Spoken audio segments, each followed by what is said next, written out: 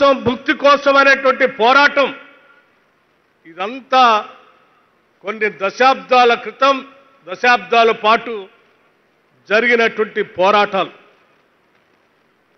అటువంటి పోరాటాల లక్ష్యాలన్నింటినీ కూడా ఒక చట్టంగా మార్చి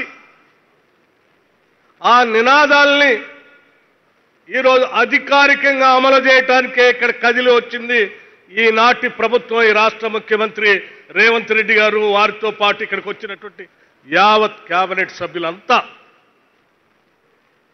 ఈనాటి ఈ కార్యక్రమం చేస్తూ ఉంటే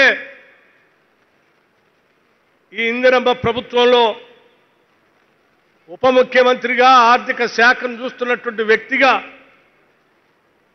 నిజంగా జన్మ ధన్యమైందని నేను భావిస్తా ఉన్నాను. నాతో పాటు వజ్రం లాంటి ముఖ్యమంత్రి, వజ్రాల లాంటి మంత్రివర్గ సహచరులందరూ మనసు పెట్టి హృదయంలోంచి అంతరాల్లోంచి తీసుకొచ్చినటువంటి గొప్ప కార్యక్రమం ఈ ఇందిరా సవర గిరిజల వికాసం. తరతరాలుగా అడవుల్లో మగ్గిపోతూ అడవిలో ఉన్నటువంటి భూమి వారిదైనప్పటికి కూడా దానిపైన ఎటువంటి హక్కులు లేకుండా, అడవిలోంచి వచ్చే సంపదని వాళ్ళు పొందలేకుండా మదన పడుతూ వాటిని అందుకోవటం కోసం వారి శ్రమని, రక్తాన్ని అన్నిటినీ స్వేదంగా మార్చి పోరాటం చేస్తే కూడా దక్కలేదు వాళ్ళకి.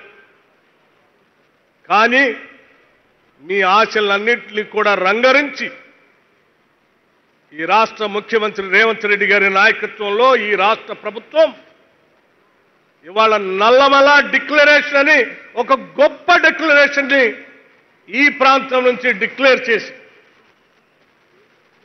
ఈ రాష్ట్రంలో ఉన్నటువంటి యావత్ గిరిజన కుటుంబాలు అందరికీ, కేవలం నల్లమలలోనే కాదు, నల్లమలతో పాటు ఈ రాష్ట్రంలో ఉన్నటువంటి సమస్త అటవీ ప్రాంతాల్లో ఉన్నటువంటి గిరిజన కుటుంబాలు అందరికీ చెందేటట్టుగా ఇవాళ ముఖ్యమంత్రి గారి చేతుల మీదుగా వారి నల్లమల డిక్లరేషన్ని ప్రకటించారు.